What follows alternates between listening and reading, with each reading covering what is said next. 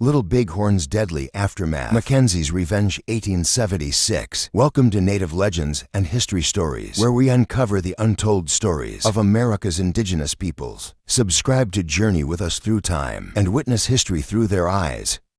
The sacred pipe's ashes fell silently onto General Custer's polished boots. Each gray flake carried the weight of a solemn promise, made in 1868 on the banks of Oklahoma's Washita River. Stone forehead, the Cheyenne chief performed this ancient ritual, beneath 12 sacred arrows, their most hallowed symbols. Hanging overhead, Custer's words still echoed, "We will never fight the Cheyenne again." 8 years later, on June 25, 1876, those same boots lay motionless on Montana's Little Bighorn Ridge. Two Cheyenne women approached the body, recognition flickering in their eyes. They remembered that day by the Ochita, remembered the promise now.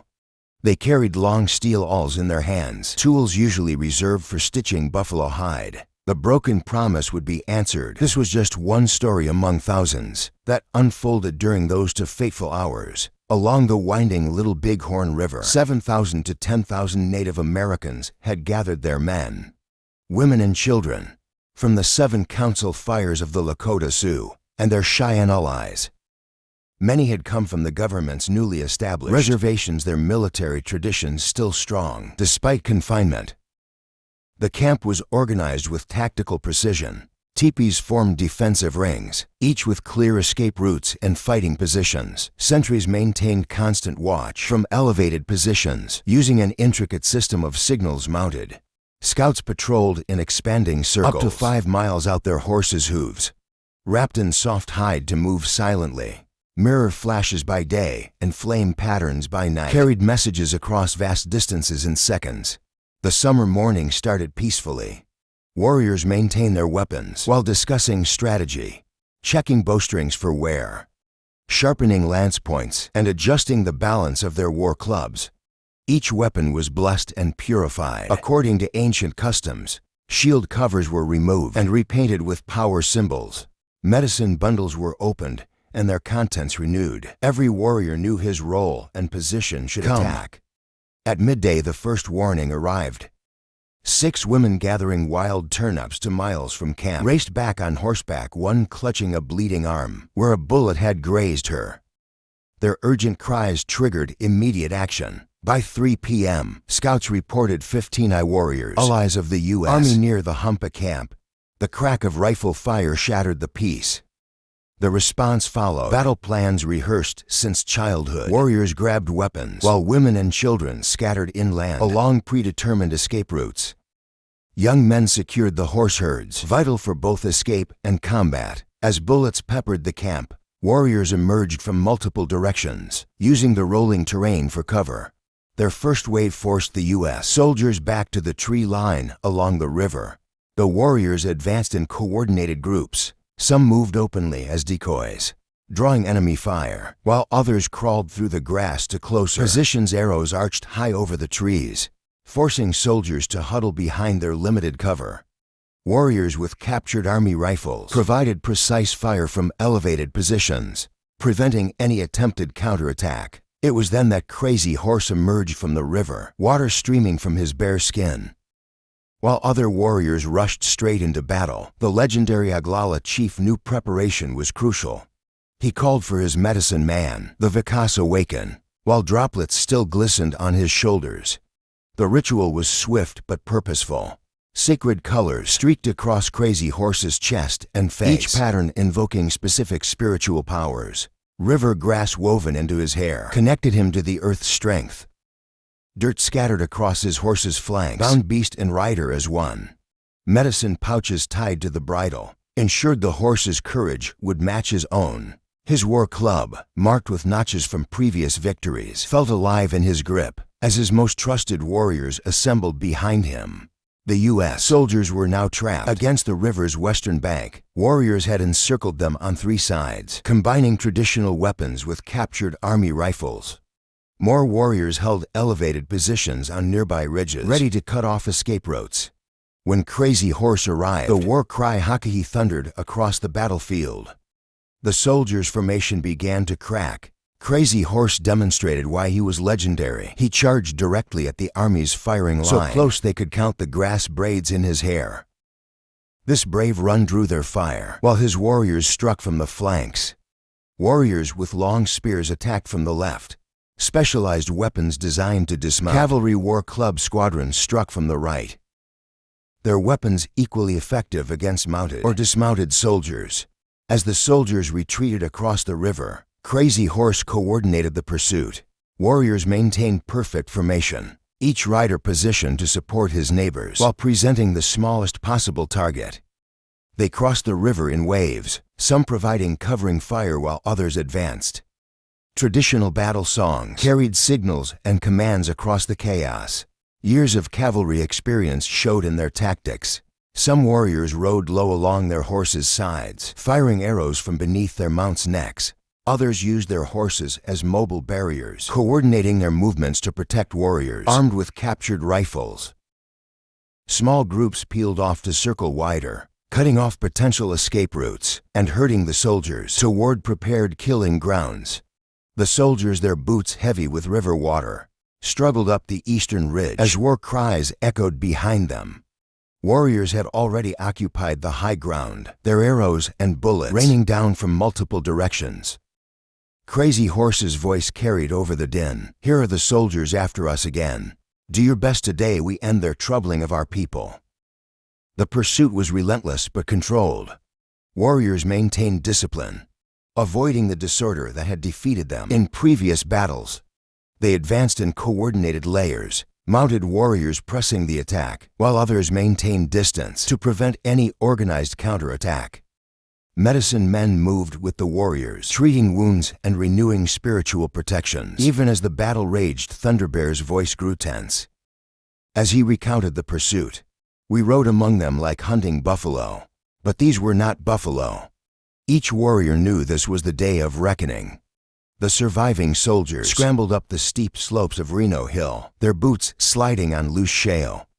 Some dropped their rifles to climb faster. Others used their bayonets as makeshift handholds. In the rocky ground, Captain Reno's position offered temporary sanctuary, a natural fortress with clear fields of fire in all directions. The U.S. Army's defensive formation took shape quickly. 200 men arranged themselves in a rough circle, using their saddles as barricades. Sharpshooters positioned themselves behind rock outcroppings, their rifle barrels tracking movement in the valleys below. Officers shouted commands, trying to restore order among their rattled troops. The soldiers dug shallow trenches with their tin cups and plate, scraping desperately at the hard Montana soil. But Crazy Horse had anticipated this move. While some warriors maintained pressure from the front, 300 others split into two groups, circling wide through hidden ravines to the north and south. The maneuver was executed in complete silence, horses' hooves wrapped in buckskin. Warriors communicating through hand signals, perfected over years of buffalo hunting. The first sign of the encirclement came when war erupted simultaneously from 3 directions. Warriors appeared on ridge lines all around, silhouetted against the afternoon sky. Their rifles, many captured from previous battles, opened fire from elevated positions. Others launched arrows in high arcs, forcing soldiers to huddle behind their inadequate cover. The Battle of Little Bighorn was more than just another fight. The law of blood revenge, sacred to both Sioux and Cheyenne, demanded payment for generations of broken treaties and stolen lives. Each warrior carried memories of specific wrongs. Villages burned in winter, women and children killed, sacred grounds desecrated. Now on these grassy hills, the debt would be collected. Crazy Horse led a series of coordinated attacks. Groups of 30 warriors would charge forward, firing from horseback, then wheel away to reload while another group charged. The tactic prevented soldiers from focusing their fire while steadily depleting their ammunition. Other warriors crept through the grass on foot, so close they could hear the officers' desperate commands. The soldiers' defense began to crumble under the relentless pressure. Their water carriers trying to reach the river below were picked off one by one. The Montana sun beat down mercilessly as ammunition ran low. Wounded men crowded behind the inadequate barricades, their groans mixing with the continuous crack of rifle fire. The final assault came as the sun began to set. Crazy Horse assembled 500 warriors for one massive charge. Medicine men chanted victory songs, their voices carrying across the battlefield. Warriors painted their faces with lightning bolts for speed and bear claws for strength. Their horses were similarly decorated, symbols of power, drawn in white clay across their flanks. The charge began from 4 directions simultaneously. Warriors bent low over their horse necks, some firing rifles, others swinging war clubs and lances. The air filled with arrows not just aimed at soldiers, but arcing high to rain down. Within their defenses, the soldiers' volleys, already weakened by dwindling ammunition, couldn't stem the tide. Combat became hand-to-hand as warriors breached the defensive circle.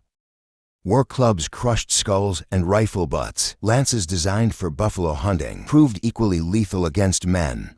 Soldiers fought desperately with bayonets and even bare hands, but they were overwhelmed by warriors who had trained for battle since childhood. The aftermath revealed the depth of Native American vengeance. Following their spiritual beliefs about the afterlife, warriors ensured their enemies' spirits would carry the marks of defeat.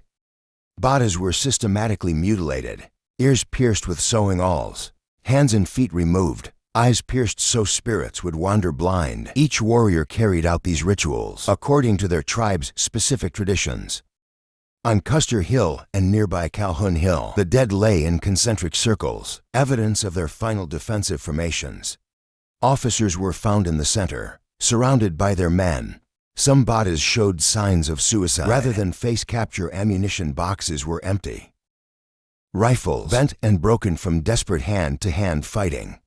The carnage reflected years of accumulated trauma. Each cut and mutilation represented a specific grievance. A broken treaty, a stolen hunting ground, a massacred village. The warriors' actions, while brutal, followed precise spiritual protocols. They believed each mark would transfer to the spirit world, ensuring their enemies would remember their crimes in the afterlife.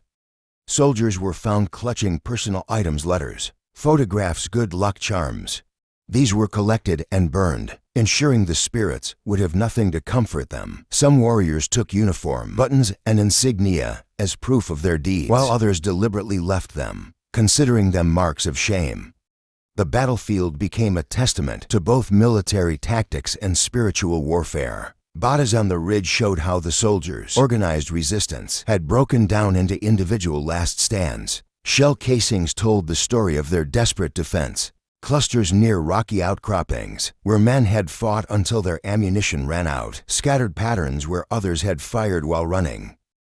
Warriors performed victory ceremonies among the dead, their songs both celebrating triumph and mourning the cost of war. Medicine men moved through the battlefield, gathering soil from where brave warriors had fallen. This earth would be preserved in sacred bundles, used to strengthen future generations. Other warriors counted coup on the dead, touching them with special staffs to claim honor without taking trophies. The victory was complete, but came with heavy awareness of its price. Every warrior knew this success would bring severe retaliation. Even as they celebrated, scouts were already watching for the army columns that would surely come. This was not just a military victory, but a spiritual fulfillment, a balancing of ancient scales of justice through the law of blood revenge. As night fell over Little Bighorn, the warriors began withdrawing. They carried their dead and wounded with reverence, ensuring no one would be left for enemies to disrespect. The battlefield was cleansed with sage smoke and blessed by medicine men, transforming it from a place of death into sacred ground. The warriors had upheld their ancient laws and avenged their people, but they knew this victory would be short-lived against the endless waves of soldiers that would follow.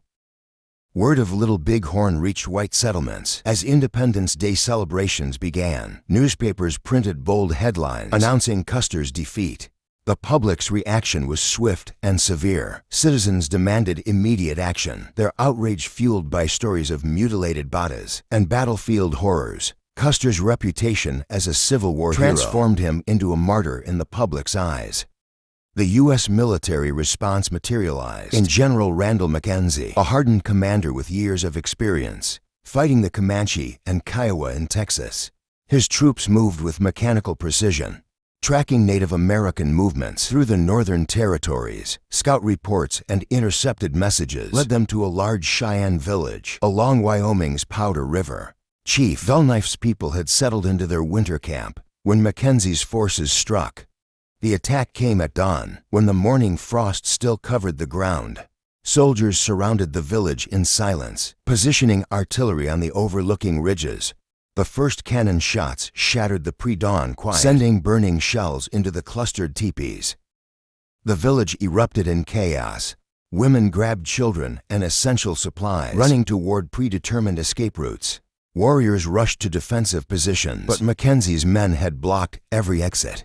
Rifle fire cut down anyone who tried to flee. The soldiers' orders were clear: no prisoners, no mercy.